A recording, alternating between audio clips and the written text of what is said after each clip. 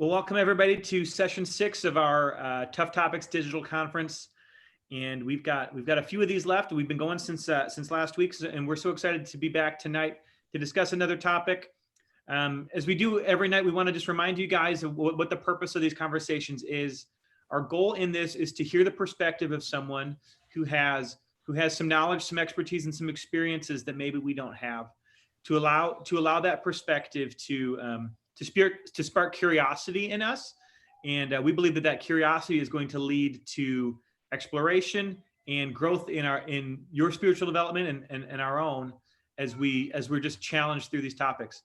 So the other thing we want to remind you of is that our goal is, again, just to listen and to hear. It's not so much to get a specific point across or to debate or anything like that. You may hear some things you agree with and some things you disagree with, and that's totally okay. We're going to have plenty of time to go through this content and unpack it together. If you're a little overwhelmed by just the sheer amount of content we put out over the last couple of weeks, remember that we're going to have a lot of time to spend with it as well. So don't feel like you have to retain everything and learn everything in really short order. We have a lot of time with this stuff. So thanks again for joining us. And with that, I'm going to pass it over to John. All right. Thanks, John. Remember, if you guys have questions, you can text in 262-757-8588, and we'll try to ask Matthew any questions that come in. So as we're talking, if something comes up, write it down and text it in, and we'll try to get those questions asked. All right. So our guest for today is Matthew Soerens. Matthew is the U.S. Director of Church Mobilization for World Relief, where he helps evangelical churches to understand the realities of refugees and immigration, and to respond in ways guided by biblical values. He serves as the national coordinator for the Evangelical Immigration Table, a coalition that advocates for immigration reforms consistent with biblical values. Matthew previously served as the Department of Justice-accredited legal counselor at World Relief's local office in Wheaton, Illinois, and before that, the World Relief's partner organization in Managua, Nicaragua. He is also the co-author of Seeking Refuge on the Shores of the Global Refugee Crisis from Moody Publishers in 2016. Matthew, thanks for joining us. Yeah, thank you so much for having me. Yeah, I don't think I mentioned your other book too that you have out. I'm halfway through it right now. What's the name of it again? It's called Welcoming the Stranger, Justice, Compassion, and Truth in the Immigration Debate. Excellent. It's a great book, and I'm thoroughly enjoying it, and it's really challenging. So first question, I guess, Matthew, how did you get interested in this topic, and how did you get involved with World Relief? Yeah, I actually grew up there in Wisconsin, up in the Fox Valley area in Neenah. So this has changed a little bit since I was a kid, but when I was growing up, there was not a lot of immigrants in Neenah. I mean, there was one British kid in my elementary school, and we thought that was very exotic. But otherwise, immigration was not something that I think I thought about much growing up. And, I don't think I ever thought about it as a biblical issue, maybe as a political issue. And for me, that I started to think about these issues actually in some ways through my interaction with World Relief. I started with World Relief as an intern, as a college student in Nicaragua, where our work at World Relief doesn't particularly have anything to do with immigration, but really fell in love with the organization and the mission of empowering churches to serve the vulnerable. And then came back to Wheaton, Illinois, where I was in college, and World Relief has a local office down the street from where I was in school. And I applied for a job, and I got turned down, but applied for another job. And eventually, I think on the third try, I got a job with World Relief in our Immigrant Legal Services program. And honestly, I didn't know very much about immigration. I don't think I had very strong opinions about immigration, but I spoke Spanish, and they needed someone who spoke Spanish. And I was eager to learn. And I learned a lot very quickly about immigration law. And around the same time, I also very intentionally moved into a neighborhood in the suburbs of Chicago where almost all of my neighbors are either refugees or some other kind of immigrant. And that experience, we had people from about 20 different countries of nationality in that one apartment complex. And getting to know those neighbors was really challenging to me as I was, trying to live out this biblical command to love your neighbor, which doesn't just mean the people who live next to you, but in my case, that was a good place to start. And yet also struggling with a lot of questions about, well, what about, what's the difference between refugees and these other immigrants? And some of these people are here legally, but some aren't. And how do I think about that as a Christian? And that was really, my personal experience wrestling with those issues and learning a lot about immigration law. At the same time, I was going back to the Bible and trying to figure out, as a Christian, how should I think about this topic? Yeah, so I know we've talked as a church about World Relief, but can you just kind of brush up on what they do and what World Relief does? Yeah, so World Relief was started in the 1940s in the wake of the World War II, when actually a church in Boston wanted to help out churches that had been really decimated by the war, and to help the displaced people, which was probably the last great displacement crisis post World War II in Europe. And over time, what was then war relief became world relief. And the focus shifted from just simply responding to that one crisis to responding to other issues of displacement and global poverty, really all over the world. In the last 75 years, we've operated in more than 100 countries, and we're still in more than a dozen countries, primarily in sub-Saharan Africa and in Southeast Asia, in Haiti as well. But then we're also active in the United States. And in all those places, our mission statement is the same. It's to empower the local church to serve the most vulnerable. And in the US context, in about 15 or so offices, so I work out of our office down in Aurora, Illinois now. We've got an office up in Oshkosh and Appleton, Wisconsin also.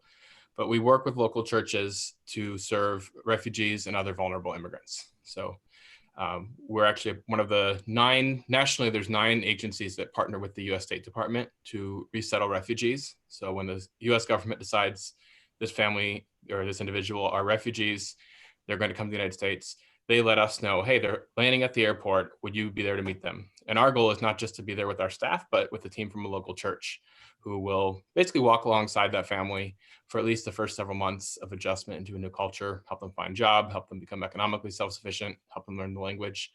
And a lot of those services are available to other immigrants who don't come as refugees necessarily as well. Yeah, after touring the facility in Aurora now, I was just blown away by how you guys are so committed to the local church, and I love that. But before, you mentioned that you moved into a neighborhood intentionally to live among immigrants, and could you just share a couple of those stories of some people that you met and some of the stories that are kind of more typical of the ones that you often hear? Yeah.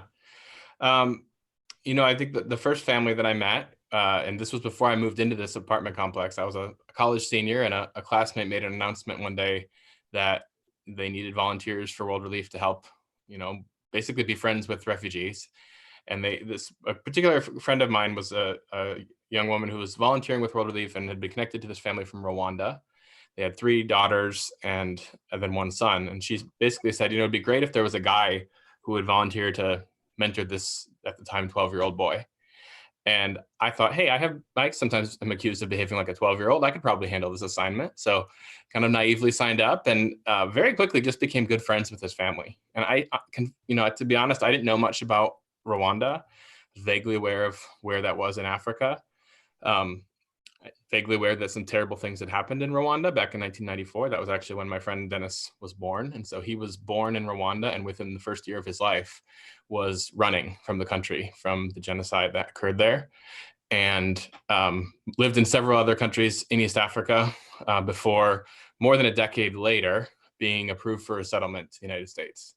And that meant that a team from a church picked him and his family up at the airport. And I came in a little bit later and basically went and played basketball with him once a week. And I would say that family in particular became my mentors in refugee issues and understanding what it means to be a refugee. Of course, their story is one story, and every story is distinct. Some folks come from Africa. So many, like this family, are Christians.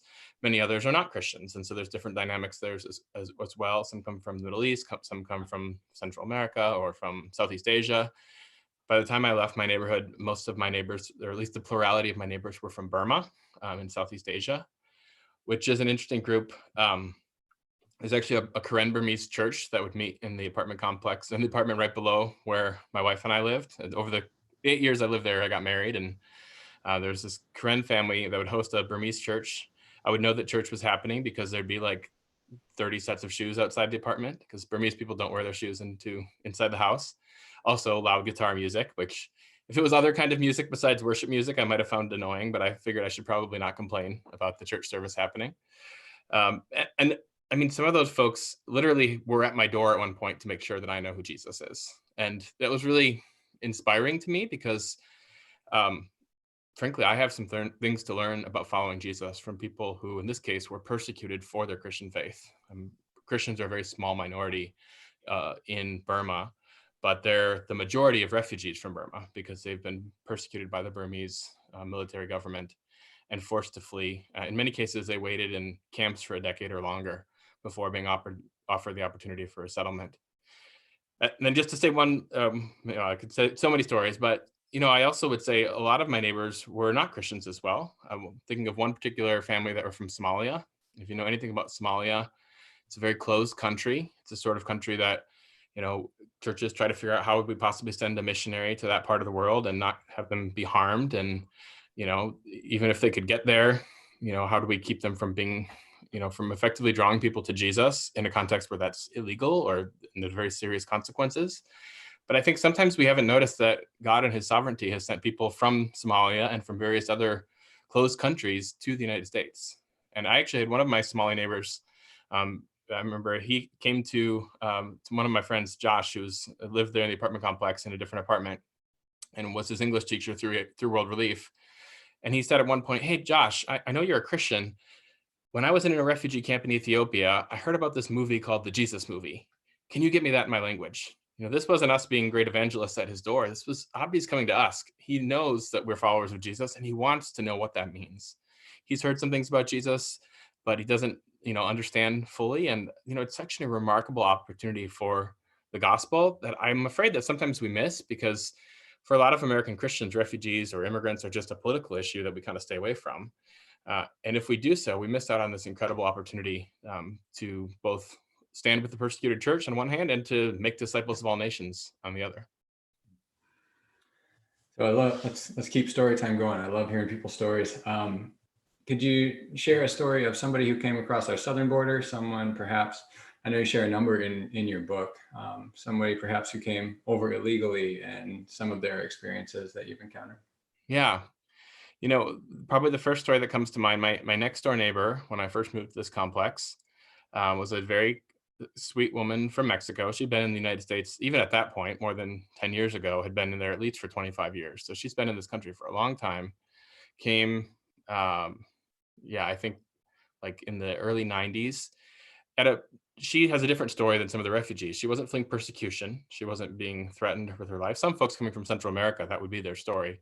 But in her case, early 90s in Mexico, she was fleeing poverty, quite extreme poverty. And that doesn't qualify you to come to the US as a refugee. She didn't qualify to come in any legal way. And she came illegally. She crossed the border without a visa. And I didn't know that, of course, when I first met her. But, as I got to know her, that story sort of came out. She was a little bit nervous about this white guy who moved in, who spoke broken Spanish. And in fact, I was really moving there intentionally. I wanted to get to know my neighbors. So shortly after I moved in, I invited her and her kids, she's a single mom, over for dinner. And I'm not a great cook.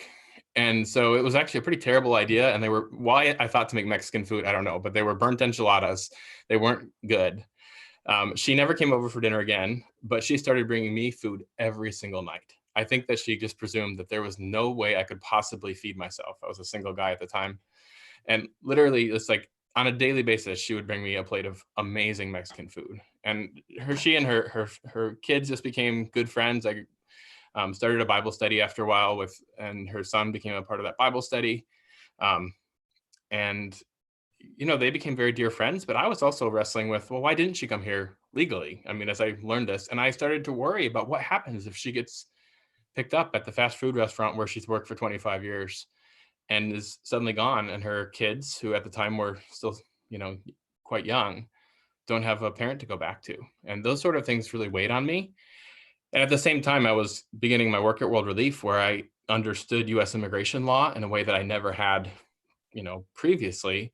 I think most Americans don't know how US immigration law works, because unless you have had to come to this country in the last, 50 years, our laws are very different now than they were when my ancestors came, in my case, in the 1850s. Then there was no way to come illegally because we had no federal restrictions on immigration law. It was basically wide open. That was the case until about the 1880s. Now it's a very restricted system, and there's certain people who do qualify to come lawfully, but many others who, though they will find a job as soon as they get here, don't have any legal mechanism to come.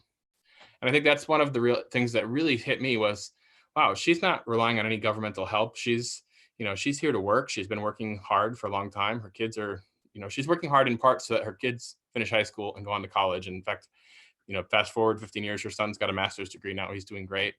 But that opportunity was because she was willing to work really hard. And yet I was without authorization, and I was with the risk of being deported. And I really struggled with that as a Christian, because, I want to respect the law. That's a biblical idea. I also want to be compassionate and to my neighbors. I certainly want to keep families together. I actually think there are solutions there, but it's the sort of thing that for a lot of Christians, we look at and just get kind of paralyzed with, well, how do we respond to the complexity of the situation?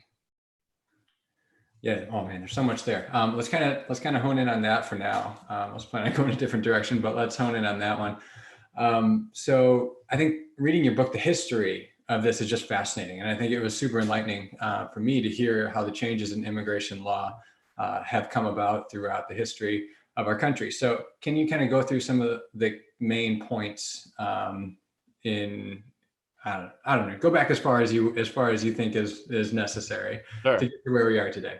Yeah, well, and I think it's an appropriate thing to do, even from a biblical perspective, because one of the most frequent commands of God to the Israelites was to love the foreigner who resides among you.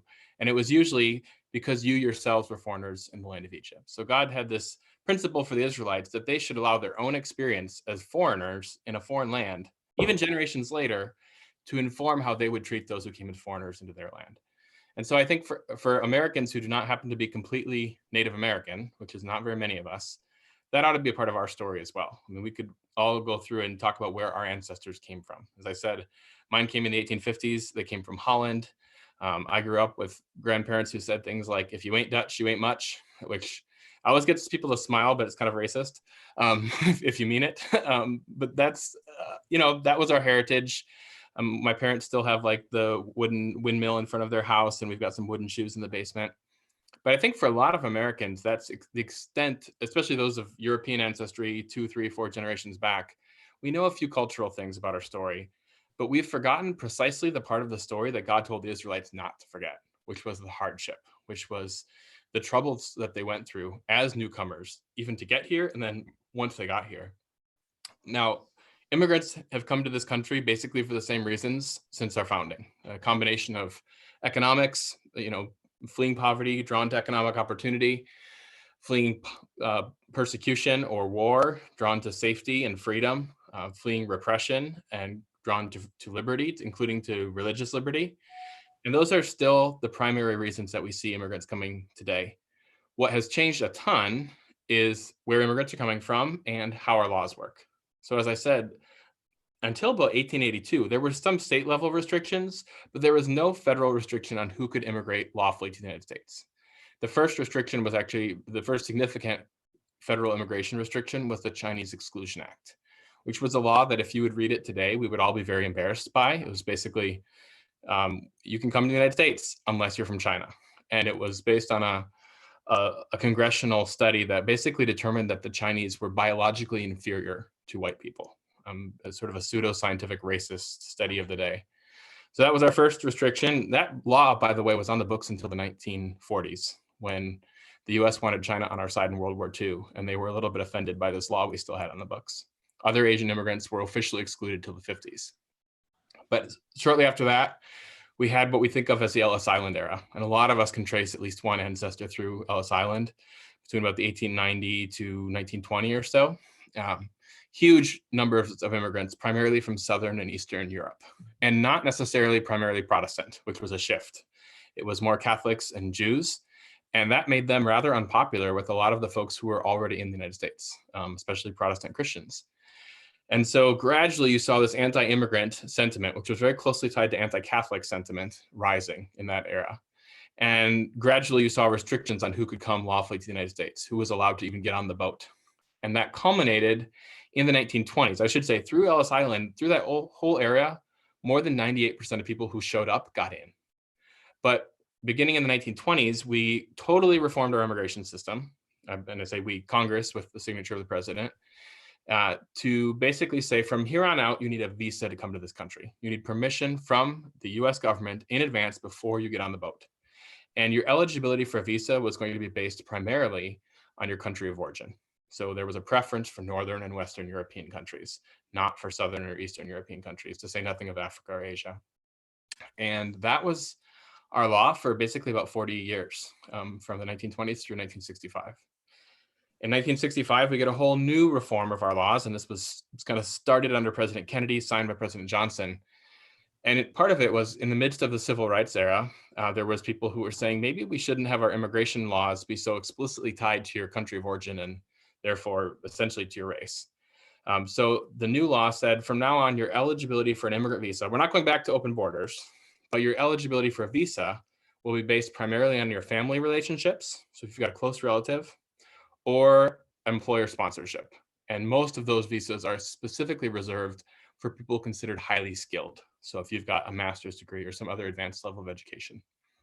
Since 1965, we've added in 1980, the Refugee Act, which formalized the refugee process for a set number of people set annually by the president who meet the definition of a refugee, someone who has fled persecution on account of their race, religion, political opinion, national origin, or social group.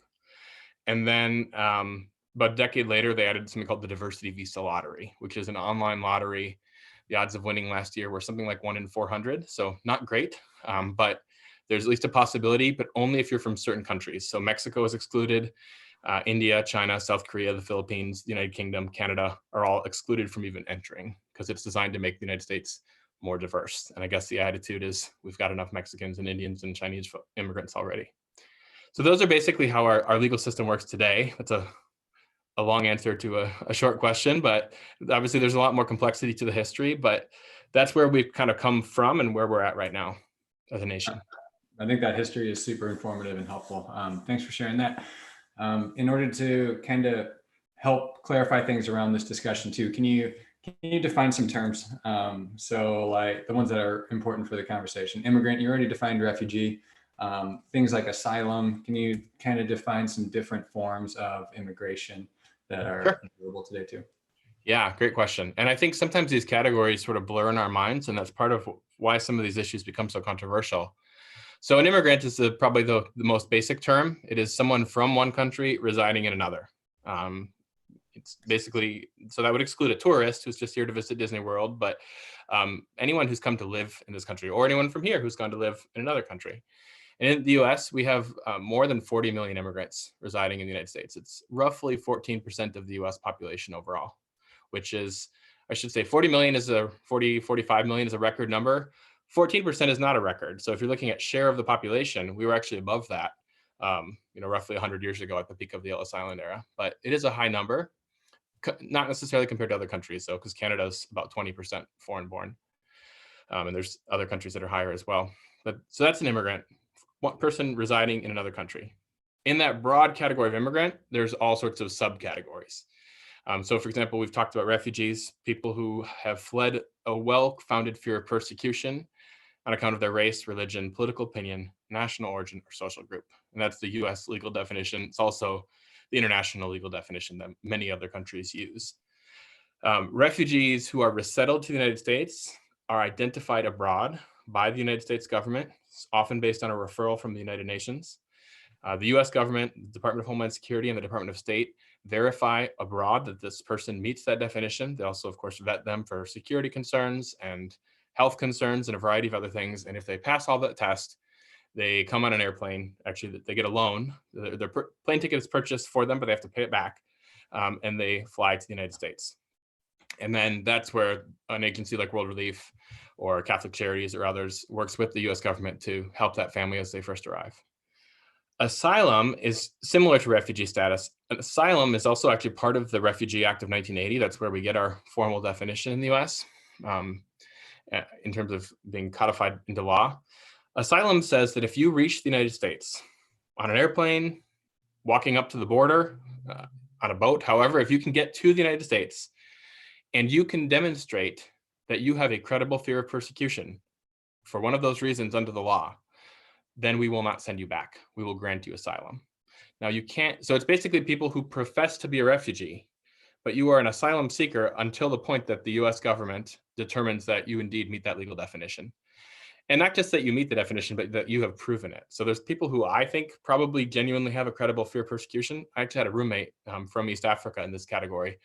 I prayed with him every night. I don't think his fear was illegitimate. I mean, I don't think he was lying to me, but he didn't have a great documentary case. Sometimes the people who tell you they're going to harm you don't send you a notarized letter outlining that it's because of your race, your religion, your political opinion. So asylum can be very difficult to win. And there's also sort of borderline questions that are not totally clear in asylum law. Like, what if you're fleeing gang violence? Is that your race? No. Your religion, political opinion, national origin? Maybe it's a social group, because a social group is an incredibly vague concept. And different judges have disagreed over whether that could be a social group or not. Until relatively recently, some people would win asylum claims, especially from Central America, where gang violence, unfortunately, is very, very serious. And a lot of people, especially young people, are killed because of gangs. People were winning asylum claims if they could demonstrate they were being persecuted, for example, not wanting to join a gang. Sometimes there's a religious dynamic too. It's because I'm a Christian that I won't join the gang. And if you can prove that that is rooted in your faith, maybe you can make a religious argument. I have a friend who's a youth pastor from Honduras who won that argument. But at the moment, the Attorney General made a determination a few years back that if you are pleading asylum on account of your social group, you cannot be fleeing quote unquote private violence, meaning you have to show you're fleeing violence propagated by a state. So if it's a gang, or the other situation that would mean is excluded is domestic violence. If you're in an abusive marriage, that is not going to qualify for asylum at the moment in a way that it might have a few years back. So some of these laws the law itself didn't change. The law is a 1980 law, but how the law gets interpreted has a very significant impact on people's lives. So with that in mind now, can you kind of summarize the two sides of, and I understand there's different debate between immigration, legal immigration, and refugees. So can you kind of summarize the debate between those two categories? Sure. Well, I'm not sure there's two sides. There might be a dozen sides. But I mean, I think the first general discussion is, should we have immigrants come to the United States? I think most people would agree we should have some, but how many? And that's where you get into debates. And then how do you decide who gets to come? Because this is a wonderful country. We are blessed. I know it's a hard time with COVID-19 and everything, but this is still a country where most of us don't go to bed hungry, where we have a lot of opportunities. And that is a great thing. And it is a compliment to the United States that people from all over the world want to come here. Some of them want to come here purely out of economic interest, or because they have an advanced degree and they could use it even more effectively if they were in the United States. They could start a business. Some maybe don't particularly want to leave, but if they have to leave, they choose to come to the United States because they are afraid their life is at risk, or there's a war, or they're Christians who are being persecuted for their faith, or they're Muslims who are being persecuted for their faith, or their ethnicity, or whatever the dynamic is, or a gang is out to get them. So you have all these factors, and the immigration debate is essentially about, well, how many people and who gets to decide how to select them. And then beyond that, I think there's a few key questions. One is, should we have the same level of immigration in the United States? Should we have more, or should we have less? And the number of immigrants coming to the United States has actually gone down significantly in the last few years, because people who have advanced that idea have gained a lot of power in our system. Not necessarily legislatively, but there's certain things through the executive branch. So for example, the number of refugees there's a ceiling set on an annual basis. It was set at 85,000 in 2016. This year it's set at 15,000. And because of COVID-19, we probably won't get past about 8,000. But even had this not happened, it wouldn't have gone above 15,000. So that's a pretty stark decline. And again, that affects Muslims, but it also affects Christians. The number of Christian refugees coming from, for example, Iraq is down by about 95% in those few years. Same with Iran, similar. From Burma, it's down about 60%. So that's one of the debates, fewer or more, and who gets to decide how many. Then you have the dynamics around illegal immigration. So these are people who were not invited to come to the United States, but they came anyway. And that's, by the best estimates of both the US government and nonpartisan sources, somewhere between 10 and 12 million people. Roughly half those people crossed the border illegally. Most of them 10 or 15 years ago, when frankly it was a lot easier to cross the border illegally than it is today.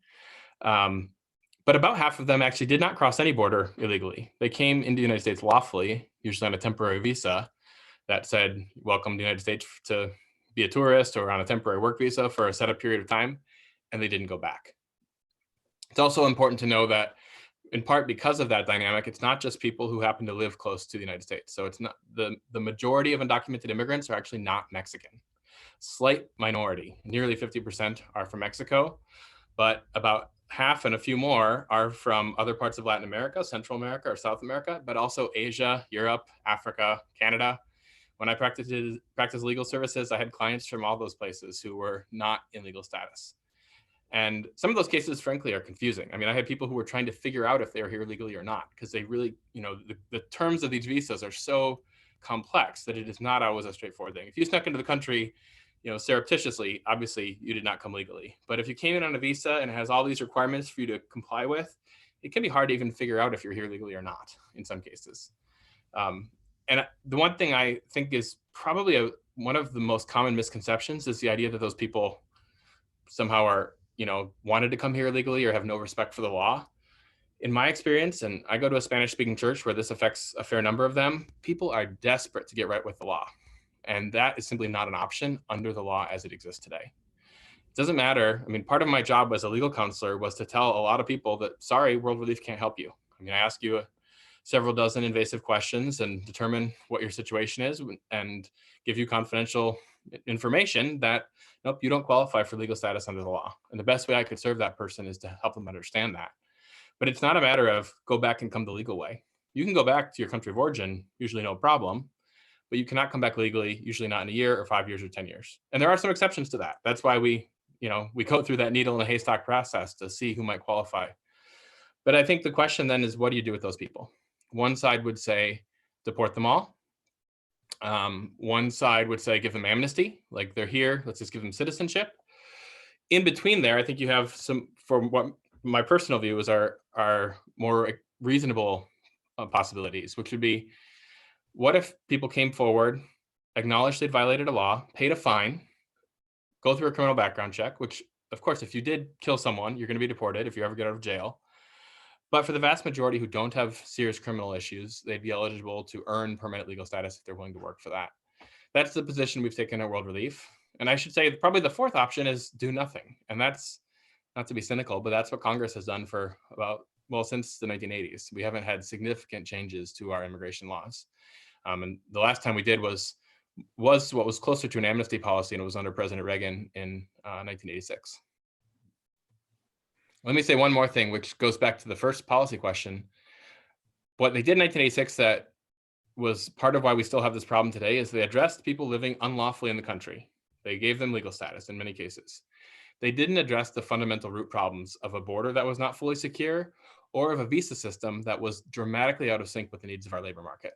And as long as there are jobs in the United States, and in agriculture, for example, in a place like Wisconsin, the dairy industry relies very heavily on immigrant labor.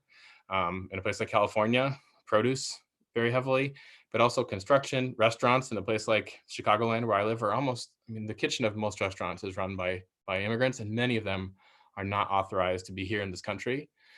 Whenever you have that disconnect between the jobs that are available and the number of visas, this dynamic happens where people who are quite desperate find their way to get into the United States and lay low. And most of them actually, they tend to commit crimes at lower rates than native-born U.S. citizens. And I don't think that's because they're more virtuous. It's because they have a strong disincentive to interacting with the police. And they tend to be very careful, do their work, desperate to, not be sent back, especially when they've got families and kids who are born here. And sometimes they do get sent back under every administration. I mean, there's more deportations actually under the last administration than under the current administration, at least on an annual basis.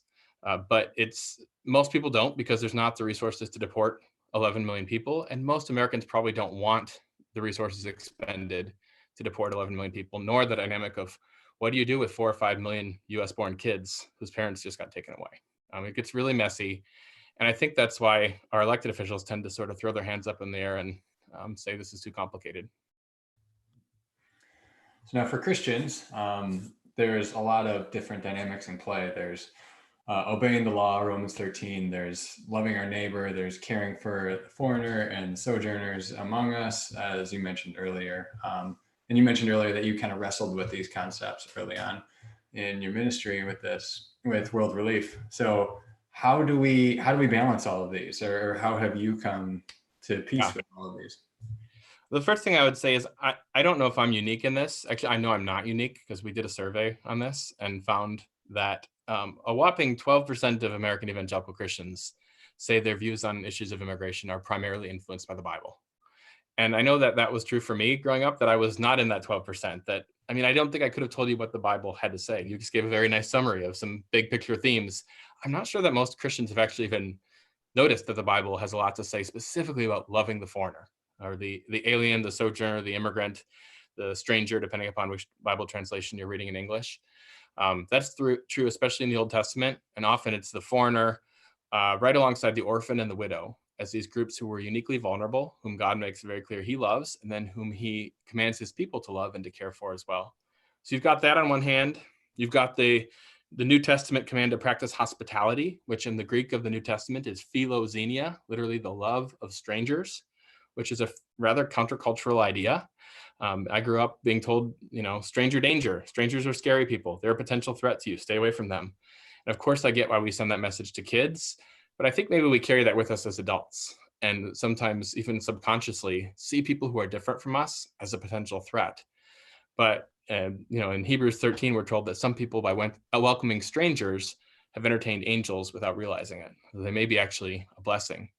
So we've got those kind of that push towards compassion. There's of course the good Samaritan story, this command to love your neighbor, and it's very hard to read that story and not conclude that your neighbor could be just about anyone, and particularly perhaps someone whom you are disinclined to like and to want to help.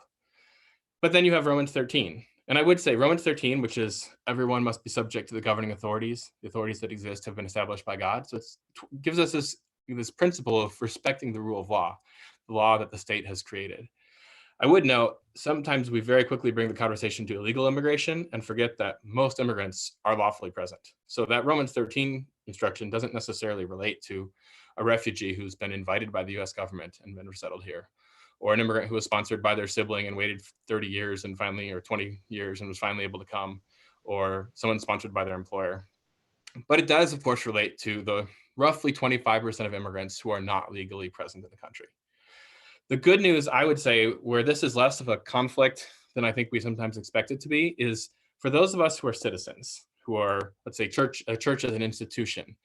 There is nothing in the law at the federal level or in the state of Wisconsin or the state of Illinois where I live that says it's against the law for you to be kind to your immigrant neighbor, or that you can't have your neighbor over for dinner if you suspect they might not be here legally. There's no expectation under the law that you report someone. So our English classes that we do at World Relief, which we've now moved virtually, but hopefully, Lord willing, we'll be back at our church sometime soon. We don't ask people about their legal status to come to learn English. But some of our teachers get to know their students and probably know that some of them are not here legally.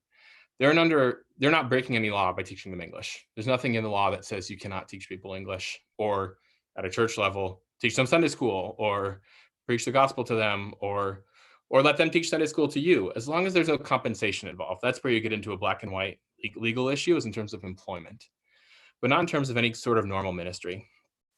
Now, that's a little harder for our brothers and sisters who are believers in Jesus, who are unlawfully present in the country, who are undocumented.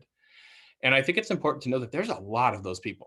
And that's a growing segment of the American church. The American church, especially if you look at evangelicalism, though this would certainly be true in the Catholic Church as well, even maybe more so, it's actually declining among white people, but it's growing among non-white people. And a lot of that is fueled by immigration. And some segment of that is people who are not here lawfully. And some of them came here as Christians, unlawfully crossing the border for complex reasons. Some of them were not Christians when they got here, but they met Jesus after arriving here. And then they faced this biblical ethical challenge. I remember talking to one of my neighbors who's from Mexico at one point, and he said, Mateo, I know Romans 13. He's a Christian. He's actually been to Bible school. He goes to a leader in his Baptist church, a lay leader. He desperately wants to be right with the law. He's talked to our legal counselors at World Relief. He's talked to lawyers, and they've all had to tell him, after asking lots of questions, sorry, you don't qualify. So he's considered going back after, more than 2 decades in this country. But that is not a simple decision. On the one hand, he's married, and his wife might not feel the same level of conviction on this that he might, and he wants to keep his marriage together. He thinks God wants him to keep his marriage together. His kids, who were born in this country, frankly, they would rather go move in with their cousins and finish high school and go on to college in the only country they've ever been educated in then go back to their parents' country of origin. And he would point me to 1 Timothy, where it says that if anyone does not provide for his relatives, and especially his immediate family, he has denied the faith and is worse than an unbeliever. Those are strong words that weigh on him as well. And that was the whole motivation for him to come in the first place. Even though he wasn't a believer when he got here, he came to faith through the friendship of someone in the United States. But he's really wrestling with this. And I don't know that there's a one-size-fits-all solution to that dilemma. But what I personally would love to be able to help him do is to fix this, to get to the point through changes to law where he could go and admit his violation of law 20 plus years ago. He could pay a fine. He would be willing to pay just about anything. He's already paid, frankly, money to fake attorneys who he shouldn't have been giving money to, but he's so desperate, he believes whatever someone will give you good news and say, give me $5,000, I'll get you a green card. I can't tell you how many of our clients at World Relief have fallen for that sort of scam because they're desperate and you want to believe that that's possible. And without a change in law, in most cases, it's not. And so, he would be thrilled to pay just about any sort of consequence, but that would then allow him to be right with the law, to be fully, subject to the governing authorities while still with his family, still able to work and provide for his family as well. That would be my ideal. And that's part of why we do take that position in World Relief of saying, we think that we could have public policies that both honor and respect the law. We're not talking about an amnesty that says you broke the law, it's forgiven and forgotten. We're talking about how do we provide an appropriate consequence and recognizing the circumstances and the motivation. Coming unlawfully to the country can have malicious intentions, but it usually doesn't. Usually the intentions are to provide for one's family. And I think you treat those cases differently. And our laws often treat people, treat different varieties of offenses of law based on the motivation for why someone committed that. If someone accidentally kills someone in a car accident, we don't, give them the same punishment as someone who intentionally with premeditation murders someone. So as Christians, while the laws are what they are, how do we manage this tension? Yeah. Again, I think it's harder for our brothers and sisters who are in that category of immigrants not here legally. I think for me, I love my neighbors. I try to get to know them. I try to help where I can. I don't violate the law in doing so. So I don't think I don't think there's an inherent tension for most of us who happen to be blessed to be born as citizens of this country. We can be compassionate to people. We can point them to Jesus. Some of them will point us right back to Jesus because many of these people are already strong believers. And we can meet human needs in the name of Jesus, and we're not breaking any laws. And at the same time, if we believe in respecting the rule of law, we can be one of the things we have the privilege to do in a democracy. That wasn't true when the Apostle Paul was writing about the Roman Empire, but it is true for us, is being subject to the governing authorities means letting our elected officials know we think that these policies could better resemble our values, which for those of us who are Christians are informed by our faith. Okay, last question before we open it up. This issue has been just more inflammatory over the last few years, and a lot of misinformation is kind of being propagated. So how have you seen that? And how have you seen immigrants, refugees being kind of, defamed? Yeah, that's a great question. I think if there's two things that come up often, one is around security and the other would be around economics. And I think those for a lot of Americans are actually like the two fundamental concerns. And probably I might have said the first more than the second until about 3 months ago. And now it might flip with the time with a lot of Americans out of work and struggling economically. But the first point would be at security. And this actually, especially in the last few years, has come up related to refugees in particular, which is frankly, it's been a little confusing to me because for the longest time I've worked at World Relief, refugees were actually quite uncontroversial. They were always a very broad bipartisan support for the U.S. Refugee Resettlement Program. Refugees are invited to the United States. They're not the people who make their way here otherwise. They come at the invitation of the U.S. government. The plurality of refugees are actually Christians. So that's probably not well known, but that's been true for a long time. Many of them persecuted particularly for their Christian faith. And they go through an incredibly thorough vetting process. It's actually the most thorough vetting that our government has for any category of visitor or immigrant who comes into the United States. Usually takes between 18 months and 3 years to complete.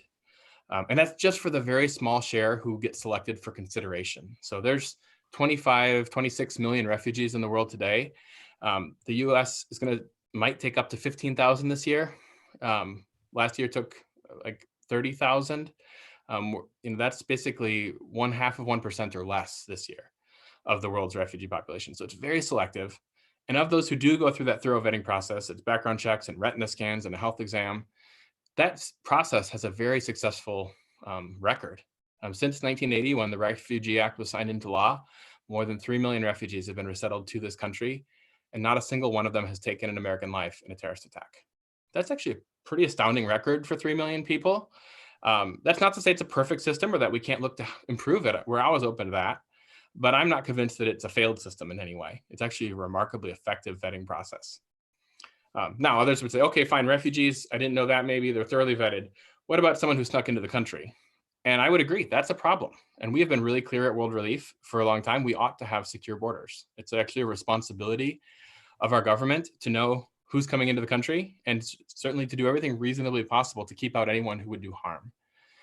But again, what's not actually fair based on the data is to presume that those people who have come in unlawfully, most of whom have been here for at least 10 years, are disproportionately likely to be harmful to their neighbors. The data on crime just doesn't back that up. They actually, both immigrants who are lawfully present and immigrants who are unlawfully present consistently have lower rates of violent crime than native-born US citizens. And that's not to tell you to be afraid of your US-born neighbors, just that it's not rational to be afraid of your immigrant neighbors based on the data. So the other misconception is around economics. I think there's often this idea of, we're a generous country, we want to help people, but look, we're struggling as a country ourselves, even much more so now than we were 6 months ago. We can't afford to take everyone in. And of course, that's a little bit of a straw man because I haven't heard anyone realistically saying, let's take everyone in. But to the extent that we take some people in, that is to say we offer them legal status, most economists actually think it's in our own economic interest. In fact, the vast majority of economists think that the net economic impact of immigration for the United States has been and is likely to continue to be positive. There's a variety of reasons for that. One of which is, people will focus on, well, those people are taking jobs. Well, it's true, they are working. Almost all immigrants are working. They're more likely to be working than native-born US citizens, actually. But they're also adding to the consumption base of the United States. I mean, if you look at Rust Belt cities in the Midwest, some of those cities, their whole downtowns would be completely closed if it wasn't for immigrants coming in and doing jobs that the native-born population has moved away and moved to bigger cities, but immigrants come in and keep those economies growing. That's true whether they're coming in to do high-skilled jobs and earning a lot of money and paying a lot of taxes, or they're at the lower end of the economic spectrum. They're still paying rent, they're buying food, they're buying cell phones and cars and all those things, and all those go back into a local and a state and a national economy. That's part of why, even if you look just at immigrants who are here illegally, most economists think they have this positive impact. In fact, the Wall Street Journal did a survey of economists a while back and found that 96% of economists say that the net economic impact of illegal immigration in particular is positive for the United States. Again, a net effect doesn't mean it's positive for every American, but the overall effect, most economists think is positive. And the other dynamic to that is taxes. I think people have this idea of, well, if you're immigrants, you don't pay taxes. Well, of course, most immigrants pay taxes the same way the rest of us do. And many of them didn't benefit from our education system. They came as adults, so their own governments invested in educating them, but then they come at 18 or 20 or 25 and pay taxes on their income, on their purchases, on sales tax, on property taxes. And then even those who are here unlawfully are paying those property taxes, paying those sales taxes, and in many cases paying income taxes. Not all, it's about 50% according to the Social Security Administration's best estimates. But our government has actually made a way for people who are unlawfully present in the country to file and pay their taxes. The Internal Revenue Service will give you an individual taxpayer identification number if you are ineligible for a Social Security number, which I think speaks to the duplicity of our system. Often that means people are using a fake Social Security card to get their job, which, if you think about it, my Social Security card looks like it was made with blue construction paper and a typewriter. We could probably come up with a more secure document in 2020 if our government wanted to make sure that no one was working without authorization. And our government does have online verification systems to make sure you're hiring people who are authorized to work, but they're optional, at least at the federal level. And there's always advocacy from employers, and I'm not criticizing the employers because many of them would say, we'd be happy to be required to use this system if you will increase the number of visas available. But without doing that, we can't keep our industry going without adequate labor. And in certain parts of our economy, farm workers in the United States, the majority are immigrants. The fact that we all still have food on our table in the midst of all the other things that have gone crazy in the last 3 months is largely a credit to immigrants who frankly are working in what are always hard conditions, but are even more challenging right now. We're seeing that with some of the meat processing that's happening, which are the centers of COVID-19 outbreaks in a lot of the country. That's fascinating. Do we have any questions? Anybody else like to ask a few questions, John? Yeah, I wanted to unpack, you talked a little bit about the deportations under the last administration being actually higher than during this one. And that just got me thinking through some of the different sort of conflicting things I've heard over the last few years about, in comparison from one administration to the next about immigration policy and those things. So just in that line of thinking, I'm thinking back to during the Obama administration, some of the things that I would hear about what was happening at our southern border. And then and a lot of that conversation has shifted more recently. So I'm wondering if you can help us like sort some of that stuff out, bring some clarity to what's been reality at the border there over the last, however long. Yeah, that's a great question. And let me just say really clearly, I'm not here to tell you who to vote for, which party to vote for. We don't do that at World Relief. We're strictly nonpartisan. So I'm just telling you my observation of what's happened over different administrations. And frankly, there's blame to go around across party lines, in my view. Let me just say, in terms of the border, historically, if you go back, to when I was a kid in the 90s, our border was fairly porous. It was not that hard to get across the U.S.-Mexico border. It was, that was not a priority to secure the border. And that started to change in the late 90s, actually under President Clinton. There was a beginning to invest a lot of resources in border security. And that ramped up pretty steadily through the Clinton administration, through the Bush administration, through the Obama administration, through the Trump administration. We keep spending more money on more border patrol agents, more walls and fences and electronic surveillance systems at the border.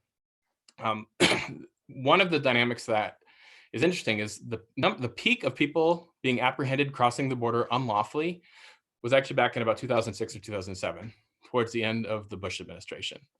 And that's gone down really dramatically to about 2017, the first or second year of the Trump administration, at all-time low levels. Now, some could argue, well, apprehensions that are low, does that mean everybody's sneaking in it successfully?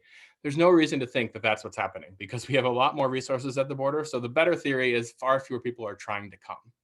And there's probably a bunch of reasons for that. One is increased border security. The word spreads that it is harder to get into the United States illegally. Another is an improved Mexican economy. I think that Mexico probably, not that its economy is great, and obviously coronavirus is going to throw everything off, but it has improved over the last few decades in a way that most Americans, I think, have this idea of Mexico that's kind of stuck in the 70s. There's a lot of resources and wealth in Mexico. The other dynamic is the US increased temporary work visas from Mexico. And that they have not done from Central America. And I think that's a big factor of why you see now the net migration between the US and Mexico is basically even. There's some Mexicans coming to the United States, but there's just as many Americans going to Mexico. That is not true of Central America, where the numbers have increased dramatically in the last several years, both legal and illegal immigration.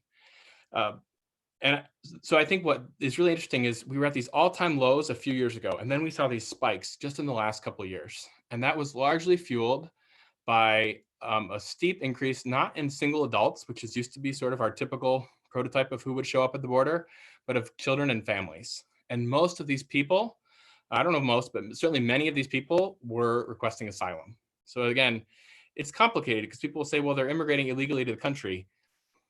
It's complex because some of them didn't break any law at all. They went up to the border and requested asylum. And we implemented some new policies in the last couple of years where you might have to wait 6 months at the border to even have your turn to request asylum, which is a dangerous place to make families wait. I've spent a lot of time actually in church-based shelters on the Mexican side of the border, and they're not, churches are doing the best they can, but it is a dangerous region. Others did cross the border illegally, and yet they still had a lawful right explicitly under Section 208 of the Immigration Nationality Act to request asylum, even if you crossed unlawfully. So is that legal or illegal? Kind of both. You're requesting a legal provision under US law, and yet you cross the border without inspection, which is a misdemeanor on the first offense if they're charged, which people are not always charged. So that's what we saw in the last few years. And then in the last 6 months, even before coronavirus, now everything is just paused. I mean, everything is halted basically. Even the Canadian border is closed as well. Like there's just not much happening on either border. But even before the coronavirus, we've seen numbers go dramatically down. And that seems to be a function of, we have basically stopped approving asylum claims. Almost no one coming through Mexico has been approved for Mexico in the last several months. And for me, that's challenging because on the one hand, of course, I'm not encouraging illegal immigration. I don't want people to make a dangerous trip. But I also know some of those folks who World Relief has represented who have valid asylum claims. They are genuinely fleeing a well-founded fear of persecution. And if we send them back, which is what we're basically doing now, or just holding them in Mexico, they're not going to get that protection. And I mean, people have died after being deported from the United States after not being considered for asylum. Again, I have this friend who's a youth pastor from Honduras. He was a little too good at his job of drawing people out of the gangs in Honduras, and the gangs came after him. And he was one of the very few cases to be put into this Remain in Mexico program where he's required to wait abroad for his case in Mexico, finally gets to his asylum date and was approved. But he's one of very few that I'm aware of. And frankly, had he come a few months later, the policies would have changed again and he would be ineligible. Not at all based on the merits of his claim or what he experienced, but because he couldn't get his claim, he didn't first apply for asylum in Mexico and get it denied, which is basically impossible because Mexico has no infrastructure to consider your asylum claim. I mean, they have a very small national budget for asylum. It's like $2 million for the whole country. So it's very, very complex. And I don't, what happens from there, we'll have to see. And then you throw this global pandemic into the mix and it is more complicated. The situation at the board has been really challenging and continues to be really challenging, especially for families who are stuck there. And I've visited any of those families. Again, a lot of little kids.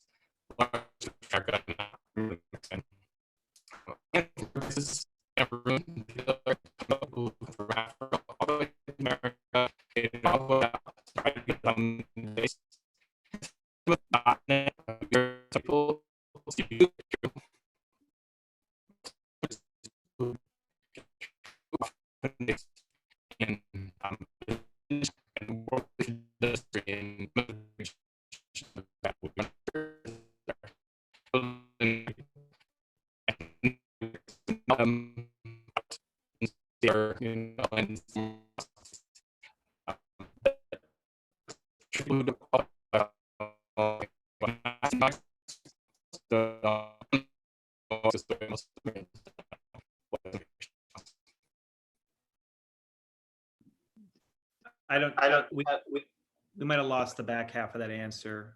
I'm sorry. John, no, not you, John. Did you hear that? No, mine was all fuzzy too. So okay. I apologize. No, you're back now. Can you just give us like maybe the last, I don't know, 30 seconds, just wrap up what you were saying? Well, just to say it's a complex situation because there are people who qualify very clearly for asylum. There are people who would have qualified 2 years ago, but we've changed some of the rules for who qualifies. There are people who have and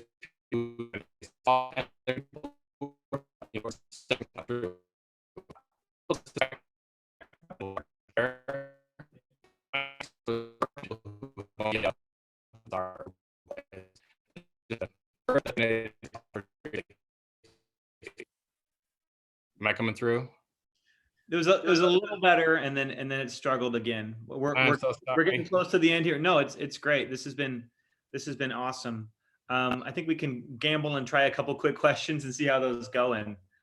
But maybe the writing's on the wall that we should wrap up here. Does anyone else have any questions they want to ask? Kim, go ahead. Yeah, when I think of immigration, I just think of a pretty at-risk population. And I know in the beginning you kind of briefly summarized everything that you do at World Relief Organization, but I was hoping you could kind of elaborate a little bit more on what you feel like are some of the major risks immigrants face without those sorts of organizations in place to help. That would be great. Yeah, thank you. First and foremost, just cultural adjustment. any of you who've ever lived abroad, which is not most Americans, but know that it's challenging. And it's challenging even when you come into a context with money and with some connections. Most of the people we serve